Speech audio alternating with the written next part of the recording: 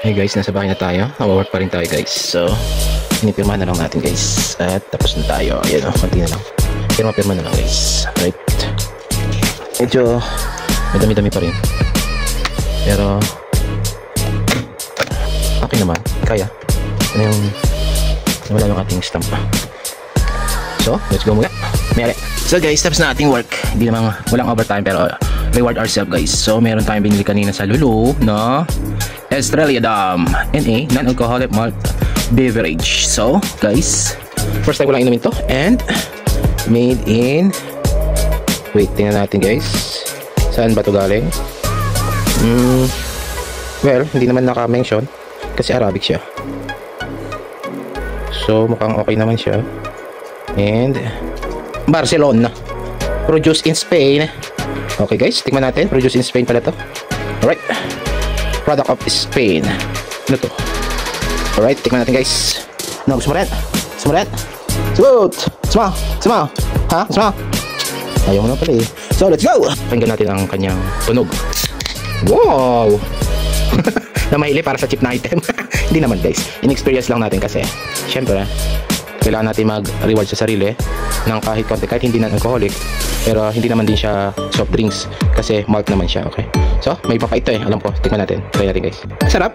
Pwede rin substitute sa mga beer. Nice taste guys. Woo, try it. Ito siya sa mga pulutang ganito. Guys, again, hindi siya alcoholic ha. So, sa mga panood, wag niyo akong isumbong dahil hindi siya alcoholic at malt po siya. O, malt. Tingnan ha, malt. At saka legal yan sa Lulu ko yung binili. Alright. Let's go. Harap. Nice ba? So, ubusin ko muna guys ha. Bye. Guys, tikman din natin itong Today Crispy Draggy. Kung ano bang lasa nito. Iuwi ko sana ito sa Pilipinas eh. Kaya lang, iniisip ko, dapat tikman ko muna. Diba? Tama ba guys? Dapat ang ipapasalubong natin, syempre kailangan natitikman din muna natin kasi baka hindi naman nila magustuhan. So, sayang lang. Pero kung matikman natin at magustuhan natin, and then saka tayo bumili para sa ating pampasalubong para sure na magiging masaya ang ating bibigyan, di ba guys? So, let's try it. Let's go! Ito sa chicken ng Indian chicken na to. Sa Lulu ko rin ito binili. Sarap siya. Saktong-sakto talaga siya dito. Alright. Sarap. Tama na ha. Maanghang. Bawas sa maanghang. Pa-picture ha. Ba't tayo magpa-picture? Yan, ipot ng daga. Ito laman guys.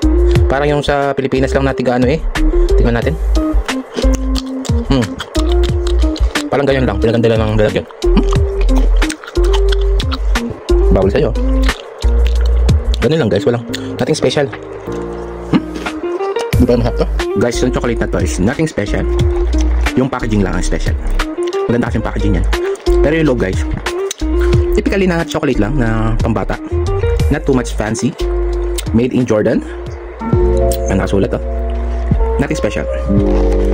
Maganda lang tingnan. Pero I cannot recommend sa ibang mga gustong tikman. Try nyo. But, sabi ko nga, parang normal lang na chocolate. Okay? And hindi pa rin buo. Meron kasi yung loob niya parang ano lang, parang styrofoam ang texture na medyo malutong. Pero pag binili mo, anyway, mga 5 real ko lang naman yata ito nabili. Eh, pwede na, but yun nga, hindi masyado siyang worth sa packaging niya. Oh, yun lang, sabi ko. Pero ito, maganda siya, maganda ang forma, and masarap siya, guys, pwede ito. Ito ay nasa 10 real or 5 real. Parang ganyan, or kalimutan ko, hindi ko kasi check yung presyo. So, 10 or 8 or 5, yun ang parang hula ko sa presyo nito. Siguro mga 5 siguro, or 8. Anyway, check nyo lang sa Lulu, okay? Sige, ubusin ko muna. Bye!